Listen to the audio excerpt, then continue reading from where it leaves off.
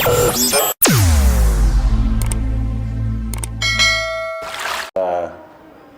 100 ahadi aliyotoa Mheshimiwa Rais Daktari Samia Suluhu Hassan, kwa upande wetu wa kata ya Kisukuru tumejikita kwenye zile changamoto zetu na changamoto zetu kubwa ni hasa miundombinu ya barabara, kwenye huduma za afya, kwenye mikopo ya wajasiriamali ya 10% inayotolewa na halmashauri kwenye pato la ndani. Kwa upande wa barabara tunazo barabara tunazosema kwenye kata sisi barabara kuu ambazo zinaunganisha kata kwa kata, kata kwa wilaya, ambazo zinajengwa sasa hivi. Ninavyozungumza sasa hivi watu wako site. Kuna barabara ya Mama Mwagama Road ambayo inaunganisha kata ya Kisukuru na kata ya Bonyoko. Sasa hivi inawekwa zege na mkandarasi yuko Platinum yuko site sasa hivi anaendelea na kwa mpango wa afya tunalo eneo kubwa. Nafikiri katika halmashauri yetu kwa vituo vya afya sisi tuna eneo kubwa zaidi ya eka 3 kasoro ilipo pale. Tunatarajia ujenzi wa hospitali ya kituo cha afya na fedha zilishatengwa. Kwa hiyo wataalamu mbalimbali wamekuja wataalamu mbalimbali. Mara ya mwisho last week wamekuja maafisa afya, maengineer, tuko kwenye hatua za mwisho kwa ajili ya ujenzi ya kituo cha afya. Na kwa upande wa uwezeshwaji kiuchumi tuna vikundi takriban 50 sasa. 17 vimeshapata approval kabisa kwa ajili ya kupata mikopo, na wengine 50 wako hatua za mwisho kwa ajili ya kupata hii mikopo. Japo kuna changamoto ndogo zipo zinazotokeza kwa wana vikundi.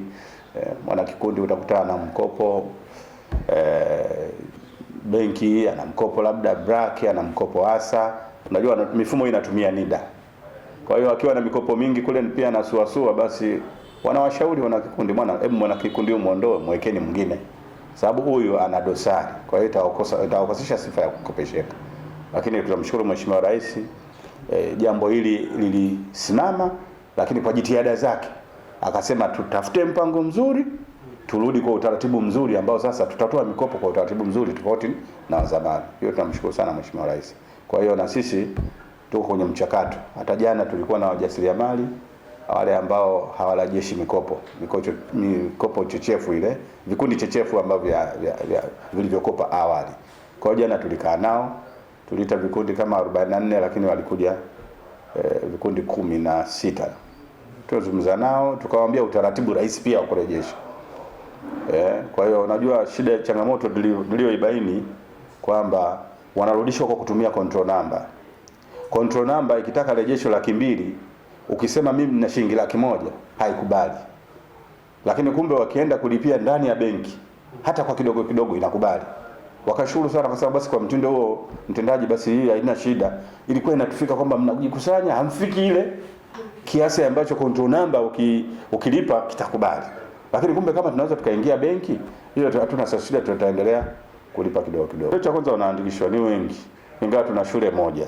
Ili nalo tulisema ukweli haitutoshelezi. Wanafunzi ni wengi. Hata kwa sekondari wanafunzi tunapokea wengi. Kuzidi uwezo wetu, na kwa sababu tuna shule moja ya msingi na shule moja ya sekondari. Diwani analipeleka kwenye baraza huko angalau kuomba ujenzi wa shule, lakini changamoto iliyopo maeneo yameshajaa, inahitaji kufidiwa watu ndio uje ujenge. Kwa hiyo ni kazi karibu kazi mbili, ufidie kwanza alafu ndio ujenge na shule. Lakini Mheshimiwa Diwani bado hilo analipambania. Kwa hiyo shule moja, na hasa yeye amelenga high school. High school haihitaji eneo kubwa sana. Ndio hicho kitu ambacho anapambania. Na Jumamosi tulikuwa pia kwenye shule ya sekondari katika operation yake ya Tokomeza Zero ya Mheshimiwa Diwani. At least kuboost up wanafunzi kupata. Lakini tulichokiona kwanza tukazungumzia maadili. Maadili ndio kila kitu. Maadili kwenye shule zetu hizi ndio msingi wa ufaulu wenyewe. Ukiangalia hizi private wanafaulu sana, lakini ukiangalia wanakuwa handled vizuri. Yaani kimaadili wanakuwa handled. Lakini sasa shule zetu hizi kidogo handling yake inakuwa ngumu sana. Lakini tumezungumza nao kuhusu maadili wazazi, tukazungumza nao mpango wa chakula shuleni, tukazungumza nao lishe. Tukakaa tukakubaliana. Kwa sababu jamani, mwanafunzi, jukumu la mzazi. Unajua elimu, ili kumpatia mtoto elimu lazima kuwe na triangle, pembe tatu. Mzazi unawajibika, mwalimu anawajibika, na serikali inawajibika. Lakini jukumu lako mzazi ni kumlisha.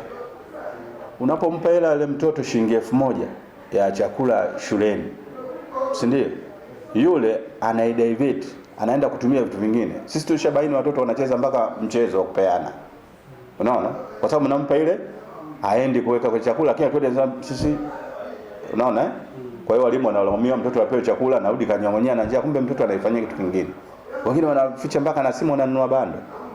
Kwa hiyo tukakubaliana na wazazi, discipline tuanze nyumbani. Sisi huku tutasimamia. Hivi vijiwe wanaokaa kwenye maeneo vipolipoli wanavuta bangi, tunaye polisi kata.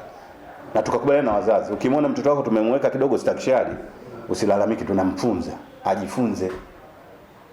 Kwa hiyo tusaidiane kule ili.